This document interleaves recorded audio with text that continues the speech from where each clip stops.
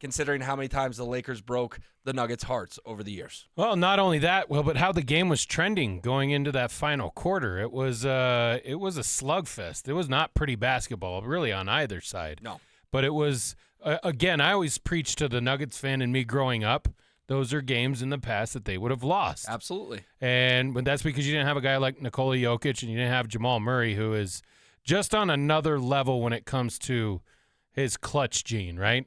He's Mr. Left Foot.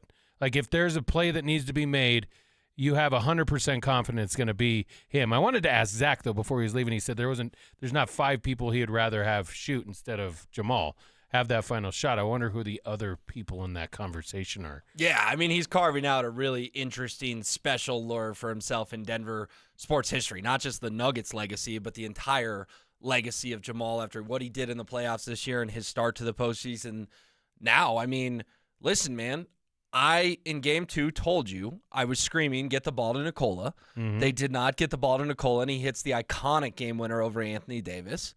And then last night, you knew they weren't going to call timeout again, and I'm thinking, get the ball to Nikola, and Jamal just finds a little space. The Lakers were telling Rui Hachimura to go help. He doesn't. Jamal pulls up, drills it. The Lakers don't have any timeouts left, which was like the focus of the TNT postgame show. Yeah. And they end up with a desperation heave that has no chance of going in, and the Nuggets are on to round 2. Yeah, I agree with you. It's an interesting question. Zach saying Jamal's top 5. Well, for me in Nuggets history, he's now top 2. It's him and Jokic. I'm not trying to disrespect the Alex Englishes of the world. Those guys were a little before my time. I know Melo hit some big shots over the year, but Jokic and Murray are so much more important to this franchise than Melo could ever dream of being. I think he's top 2 now. Top 2 Nugget of all time? Top 2 guy I'd want to take the shot. That's for sure. Okay. I was gonna say, whoa. You're gonna need to stack a Larry O or 2 or 3. Yeah. Before you're talking about, I mean, Jokic is clearly the best player ever. If they do what they say or what they think they can do, and what we all think that they can do, if they stay healthy, the big concern is Jamal going into that game. I mean, I love the story of the pregame on how emotional it was because they told him no, you ain't going, and he's like, it's my body, dude. I'm going. I can't leave my brothers out there alone, which was cool because once they made the decision to go, their focal point in the first 10 minutes of that first quarter was like, let him shoot, let him get going. And then there was the scare when he did the George Gervin like finger roll and he kind of went down by the stanchion, but he came back, which is kind of funny, Will, because when you juxtapose that with what Anthony Davis suffered through last night. Oh, my gosh. That brutal contact from MPJ. The amount of toughness that it showed for him to even be out there in that final second was amazing. Tongue firmly in the cheek. I love it. Paul Pierce, where was the wheelchair? That's how far it went. Yeah, no, that was a stinger, I guess. It also looked a little dramatic from AD. All right, let's dive into these last 2 minutes, okay? Because it was just a crazy, wild last 2 minutes. You got Jokic putting the Nuggets up 1, and then you've got LeBron putting the Lakers up 1, and then I think this was the key to the game, Cello. You're down 104-103. Jamal misses that step back. And what's Aaron Gordon do? He goes and gets a rebound over LeBron James, kicks it out to Jamal for 3, drills it. To me, that was with 107 left. That's when the Nuggets won this game, because if the Lakers get the ball back up 1, they go and hit a 2, you're in trouble. They go hit a 3, you might be cooked.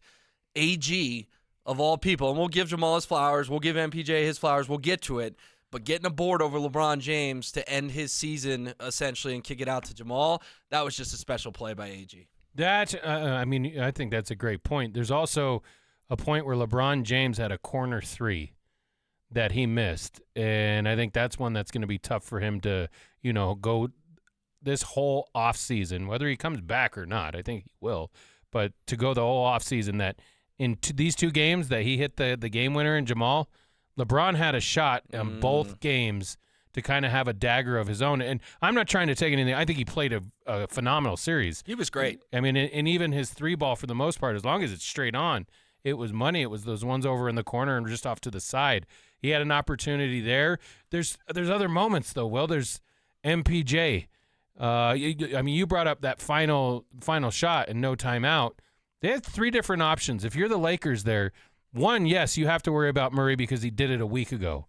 2, the Joker's the Joker, right?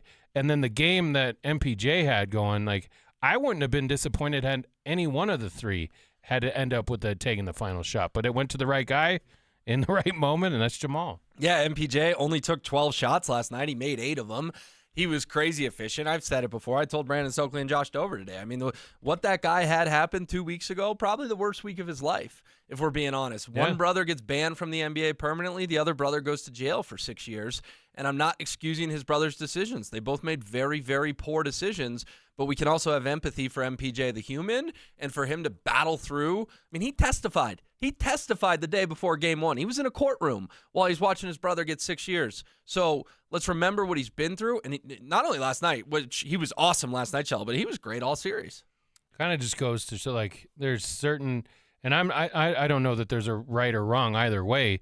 When real life kind of strikes, we've seen it both ways, right? You've seen it where it kind of affects a player, which is totally understandable. And then you have moments kind of like MPJ, it's almost like this was his sanctuary. Yes. Like the day after Brett Favre's dad passed away and he went out on Monday Night Football and was like crazy against the Raiders. Mm-hmm. Stuff like that where you're like, I can't even imagine doing that. But, you know, that's why these guys are the way they are. Yeah, no doubt about it. It's a cool story, and they're not going to win the title unless MPJ is a big part of it, right? Last year, he was not good against the Miami Heat, and they still won in 5 games. But, Cello, I want your thoughts on this. I firmly believe if they're going back-to-back, MPJ can't coast like he did last year. He's going to have to be like he was last night. They are going to need him to win 12 more games in the next 2 months. Well, I agree with you, especially with what this juggernaut looks like that they're going to be playing in the next round. I don't think – I mean, he was cold shooting in the finals, but he still found ways to contribute to that win. So, I mean, that's one of those – he can't play the same way and win. I also don't think AG can have a couple games like he did these last 2, 4, and 5 of this round 1 series and expect to win another one. Yeah, he was so good in Game 3. Yeah. And then Games 4 and 5 weren't his best. But, again – he gets the rebound last night. Yeah, when it matters, he's there. I'm Yeah. saying as far as, like, contributing more, especially because I don't know how this injury is going to linger for Jamal. Or KCP, for that matter. I mean, he was hobbled. He Right. was hobbled most of the game last night, and they need him on Anthony Edwards in round 2. Yeah, big time. I mean, does that series scare you now? Or are you not buying into the national narrative like that this guy is a freak show and about to put the world on notice? I mean, he's really, really, really good, but I've watched Nikola Jokic cook Rudy Gobert enough times that I'm fully expecting that in this series. And Jokic can go blow for blow with these guys. Remember, Devin Booker was unreal against the Nuggets last year in that series, and Jokic was just better. And on nights when Jokic had to go get 40, 45, he was able to go do it. So if Nikola's got to get in a scoring battle with Anthony Edwards, I don't think he's too worried about that. That said, I'm not predicting a sweep. I'm not predicting Nuggets in 5. I don't even know if I'm going to predict Nuggets in 6. I'll make an official prediction as we get a little closer to the series. But my gut right now, Cello, is Nuggets in 7. How about you? This series does concern me, but then I have to take a step back and go, who did they just beat? And they beat the Suns, who seemed like, dude, after they went on a little streak towards like the 3/4 part of the year, and it looked like, watch out for the Suns. And then I don't know what happened. The chemistry just kind of faltered down the stretch. They didn't even look like they really cared in that series against the Timberwolves. And what it reminds me of, Will, is Dwayne Wade, when he came out in 2003, he was with Melo and LeBron. In 2004, he went into the postseason. I think it was against the Pistons. But he kind of started taking games over. And normally there's a process to that, right? Yep. You have some success in the postseason. Maybe you extend around year in and year out. I'll go back to that thought that we've had before, that maybe they're a little too young to be there. Dwayne Wade. Minnesota, you mean? Yes. Okay. Dwayne Wade went on to win a NBA Finals 2 years later. Yes. But he just wasn't ready at that point. He had a good team around him. That should be the case, but he's got a crazy look in his eye right now. And the Nuggets, they can't play like they did against the Lakers here. You can't dig yourselves those holes against this team and expect to come out on top, especially not 4-1. Yeah, hopefully he's not slamming any chairs around Ball Arena again, getting himself cited like he did last year. All right, we are hitting the hardwood and reviewing the Nuggets and Lakers. It is brought to you by Papa Murphy's. So AG gets that board. They go up 2. LeBron gets the 2 free throws to make it 106 all.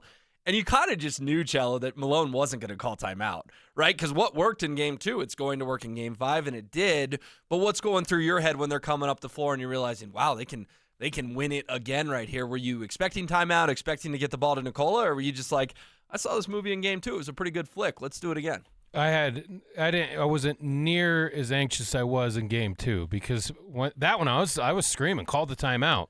But now I get his philosophy, and then like to what I was saying earlier, you had 3 different options to go down, and you missed the shot. There was going to be minimal time. Either you get the rebound or they do. You're not going to have much time. Where I did get a little bit off was the timing because the NBA or the TNT broadcast kept talking about that damn timeout. Yes. With the review. On the challenge on AD fouling Jokic that they overturned, but the Lakers didn't get to keep their timeout. No, but what Reggie was saying, they kept their timeout. So in my head, that was going, I mean, he may have clarified it later, but at one point during the broadcast, it was said they still have the timeout because they won the challenge. Well, you don't get it back after your second challenge. So that was where I think Darvin Ham made a mistake in that call right there. But that was one of those things filtering through my head. If they score and there's 4 seconds left and they still have a timeout left, then I'd be concerned. Instead, they don't have a timeout, and they're left with a heave that they never had a chance. And I saw a lot of Lakers, KCP fouled Taurean Prince or what. No, he didn't. He went straight up, and it's a half-court heave. You're never going to get a whistle there. And then after the game, I mean, there's so much to dissect. LeBron storming off the court, not telling anyone congratulations. Yeah. That's 2 years in a row for him. Refuses to say if he'll be back with the Lakers. Brian Windhorst of ESPN reports this morning he expects him to opt out and become a free agent for the first time since 2018. Do you think that was placed? Yes. LeBron's known Windhorst since he was in high school. Remember, that's how Windhorst got famous. LeBron asked the one who, is Windhorst the one who asked the question? Didn't ask. I don't believe he was in Denver, but he reported it this morning. He and LeBron are tight. No, I know. What I'm saying is I almost think like it was choreographed. They went into that press conference. They're like, give him 3 questions. You'll get the 4th one.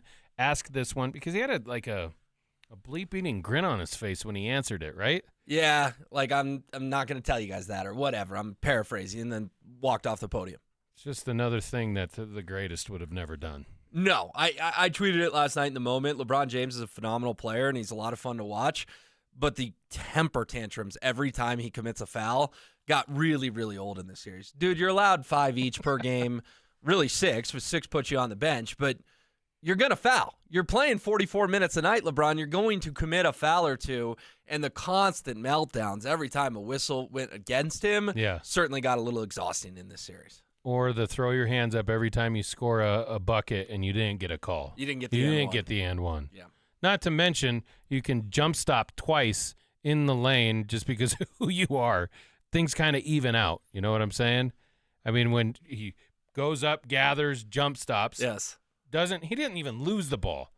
I would get it if like it got knocked out of his hands, jump stops again, then gets the call and acts like, yes, that was warranted. I get 8 steps, you clowns. Yeah, LeBron had an obvious travel, and then Jamal got an and one taken away from him that was just ridiculous. What's an and one anymore? He's in a shooting motion. He gets fouled in midair, and you're calling that on the floor? Yeah. You kidding me? No, I don't love to be the conspiracy tinfoil hat guy, but I'll say it. I don't care. The NBA wanted Game 6. They absolutely wanted the Lakers to win that game last night, and the free throw disparity shows it, and the way it was officiated just with my own 2 eyes and my own functioning brain. That was 5 on 8 last night, Cello. It was. No, what was it? What was Coach Malone's best line? About Nikola. Yes. Didn't miss any free throws. Yes, because he went 0 for 0 from the free throw line. He did not take any free throws. That's ridiculous. Absurd. I mean, it's like astonishing. When you go back as the refereeing crew and you go, oh, geez, we're not going to get graded well on that one. No. But I don't think that's just 3 gentlemen. LeBron was yelling at a lady on courtside. Yeah. Telling her that the refs suck, and then he even he flinched at her. Yeah. But I just to finish that point, I don't think the 3 refs, and now we're going down the rabbit hole, do. I don't think the 3 refs got together and said, hey, we're going to have a favorable Lakers whistle tonight. I think that order came from above. Am I crazy? That the league wanted Game 6? Oh, no, I would agree with you. I mean, anytime you can keep that name in contention as long as possible, not just the Laker organization, but LeBron James as well. I don't know how. I always hate believing that truly happens. I do believe that players. I mean, the free throws were 27-9. I get that. They tripled them up. But if there's, how do you do that as a league? I think it's more so because of the players. Like, Nikola's never going to get a favorable whistle. No, ever. He could win 7 MVPs and 7 titles. It won't happen. Matter. Yeah. It won't matter. And there's guys in the league that have been in the league for like 2 years. Like Anthony Edwards probably has a more favorable whistle than Nikola Jokic. No doubt. I mean, easily. Jackson Hayes shot 2 free throws last night. The Lakers' backup center, who played 7 minutes, went to the line more than Nikola Jokic That's did. crazy. It shows you, though, that they overcame it, because I will tell you this. You know what they did today? Absolutely nothing. And they earned that. I guarantee Nikola took his daughter to the pool. Good for him. Yeah. Can you imagine right now if they were in a hotel room in L.A., and they had to wake up tomorrow and go to shoot around and play Game 6, and you got KCP hobbled and you got Jamal hobbled? I think it was hypercritical they closed them out in 5 last night, and you get this time off before Saturday rather than ticked off flight back to Los Angeles and having to go through the motions all over again tomorrow night. Totally agree.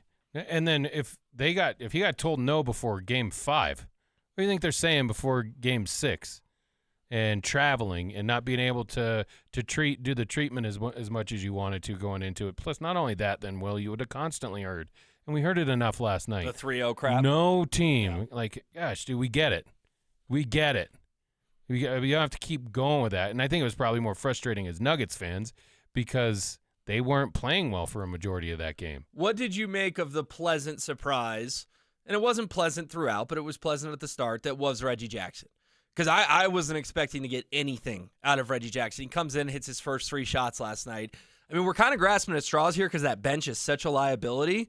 But even Reggie Jackson making 3 shots, including a couple of threes, was like, ooh, that was a boost I didn't think especially early. Yes. I mean, I think he took that confidence maybe a little too far into the second half. But KCP was in the locker room. Yeah. So he didn't really have much choice. But, I mean, there was, contributions from even Peyton Watson finally hit a shot. Mm-hmm. You know, I think these guys, like, they were decent in the regular season. Well, but the postseason is just a different animal. Yes. And that's something they have to, kind of learn. And what's cool about having MPJ on this roster is that he can talk to them about that. Last year, Michael Malone wasn't calling plays for MPJ. No way.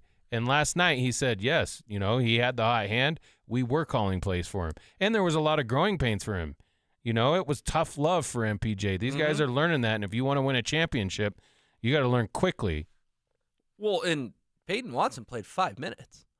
Christian Brown played 6 minutes. I mean, that kind of solidifies my point. You know who didn't want to go back to L.A. today was Michael Malone because he tightened that rotation up so much. Dude, he was playing KCP when he was hobbled. I know. I mean, he was going for it last night. We're ending this series tonight. We're not screwing around, and we're not going back to L.A. At that point, what is KCP? 80%, 75%? You would rather have that out there than one of those other 2 guys? Than Christian Brown or Peyton Watson? That's the decision Coach Malone made, yes. Yeah, like that surprised me, especially when he came back and he was still kind of hobbling. Good move. Once he got loosened up again or towards the end, I mean, he was playing better. But when he first came back, I'm like, dude, that's a liability at that point. Well, and that's, again, why it was so critical they closed the series because – KCP, if he's got to ice his ankle for 10 hours today, he's got to ice his ankle for 10 hours today. You need him for Game 1. A little bit for his offense, but 90% for his lockdown defense on a Minnesota team that is just full of very good players.